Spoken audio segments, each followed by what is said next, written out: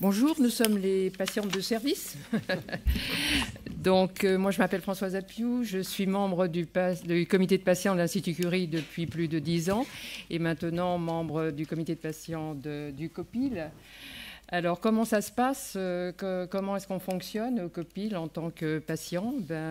On intervient au cours des réunions avec les médecins et les chercheurs en toute liberté. On dit notre avis sur les projets qui sont développés par le CIRIC. Et après, on intervient l'une ou l'autre plus spécifiquement dans l'un des projets. Le CIRIC a 3 grandes applications de recherche. C'est sur les tumeurs pédiatriques, sur le mélanome uvéal et sur le cancer du sein. Laure et moi sommes très impliqués dans le cancer du sein essentiellement. Voilà. Alors, d'une façon générale, je vais vous donner un exemple de comment on fonctionne quand on participe à un projet de recherche. Laure et moi, nous allons participer à un projet de recherche sur l'ADN circulant. C'est un projet qui fera qu'on s'est engagé à intervenir dans ce projet. Alors, comment quelle est notre place là-dedans? C'est pas toujours évident de la trouver. Mais on s'est engagé, tu me dis si je me trompe, on s'est engagé à, en amont, co-écrire des informations claires et compréhensibles pour les patientes. On s'est engagé à suivre au cours des différents traitements et de l'élaboration du projet à prendre conscience des besoins des patientes et les faire évoluer éventuellement. Et si ce projet est validé, on s'est engagé à le promouvoir pour qu'un maximum de patientes puissent en bénéficier. Alors, quel est notre rôle dans l'organisation de cette journée? C'est qui est co-organisé par le CIRIC avec l'aide du collectif d'associations de patients dont Laure va vous parler. On a réfléchi au questionnaire que vous avez reçu en amont. On a co-analysé avec les coordinatrices du CIRIC que sont Elisabeth et Amber. On a co-analysé les réponses. Et ces réponses qui sont nombreuses puisqu'elles ont été au-delà de plus de 100 réponses, je crois, 102 il me semble. On a appris beaucoup de choses. Et cela nous a aidé à mieux organiser cette journée de façon à répondre à vos préoccupations qui sont nombreuses et de plusieurs ordres. Alors, c'est essentiellement une meilleure connaissance de la maladie, de l'évolution de la maladie, une meilleure connaissance des traitements, ce qu'on a déjà entendu beaucoup ce matin. Il y a aussi des questionnements sur les relations avec les relations patient-médecin.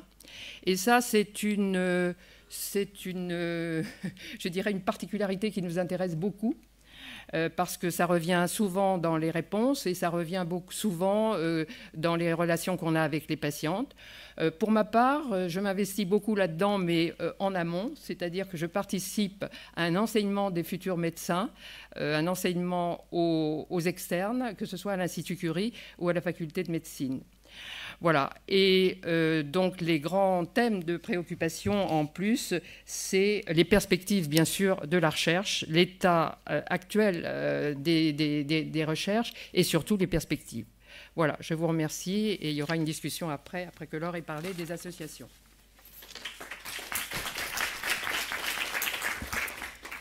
Bonjour, donc je m'appelle Laure Guéroux-Acolas et donc j'ai la chance en tant que vieille patiente de l'Institut Curie de participer aussi à ce CIRIC.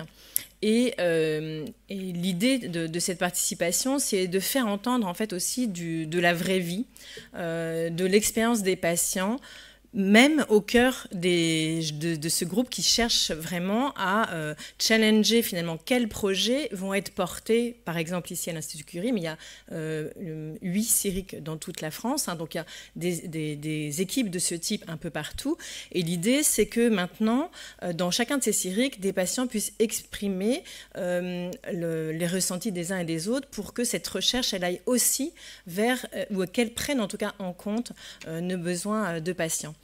Alors, cette journée même, elle a été, je dirais, co-inspirée par tout un groupe d'associations qui s'est rassemblé dans le collectif 13-10. Alors le 13-10, c'est quoi? C'est le 13 octobre. Et le 13 octobre, c'est quoi? C'est une journée qui existe en fait au niveau mondial et qui existe seulement depuis l'année dernière en France. C'est la journée nationale du cancer du sein métastatique.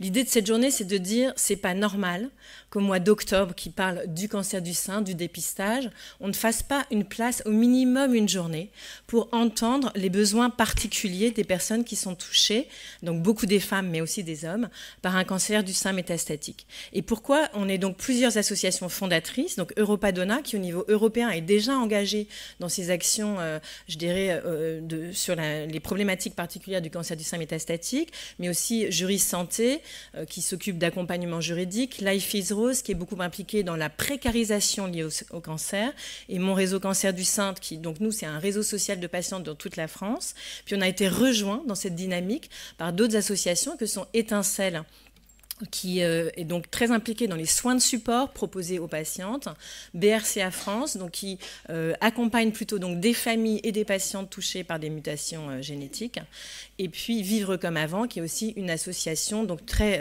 en proximité des patients dans toute la France. Et là, pourquoi toutes ces associations se sont mises ensemble? C'est pour dire, en fait, cette problématique du cancer métastatique, elle est transverse.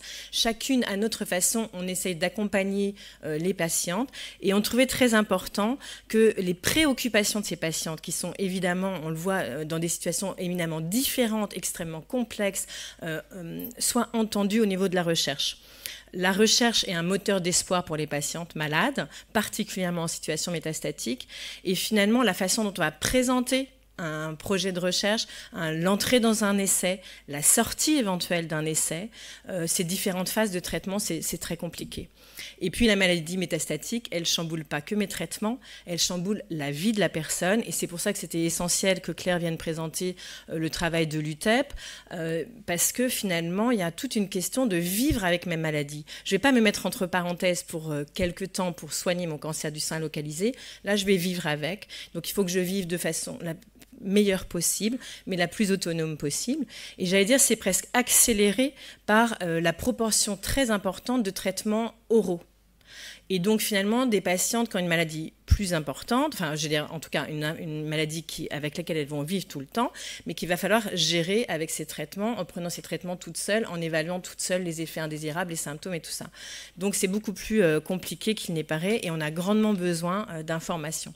Donc voilà, donc merci beaucoup au CIRIC d'avoir, je dirais, donc permis cette journée, et donc le questionnaire de cet été, donc avec plus d'une centaine de réponses, nous a aidé à construire cette journée avec toute cette matinée. Finalement, on voit bien, très compliqué déjà de comprendre, mais c'est quoi cette maladie métastatique? Et on voit bien que ça ne va pas se répondre en une matinée, et qu'il y aura besoin d'ateliers, mais aussi de documents. Et il faut savoir que cette journée, on est là, on a la chance d'être ici, mais le fait que vous alliez pouvoir construire des contenus vidéo, par exemple, qui vont reprendre les présentations, c'est vraiment attendu dans toute la France par toutes les patientes qui savent qu'on est là aujourd'hui et qui attendent elles aussi plus d'informations sur leur maladie et les perspectives qu'on vont apporter la recherche. Voilà. Merci. Alors, je finis. Le collectif a fait un travail très concret au printemps, qui était de dire, il y a une chose qui est compliquée. La première étape, c'est l'annonce de cette maladie métastatique. Et donc, on a fait une enquête auprès de patientes, auprès de soignants. Et donc, il y a une petite brochure qu'on a éditée, une petite infographie, donc un regard croisé sur l'annonce du cancer métastatique. Et on espère que ça sera utile. Et donc, toutes les associations seront présentes tout à l'heure pour échanger avec tout le monde, les patientes, mais aussi les soignants intéressés.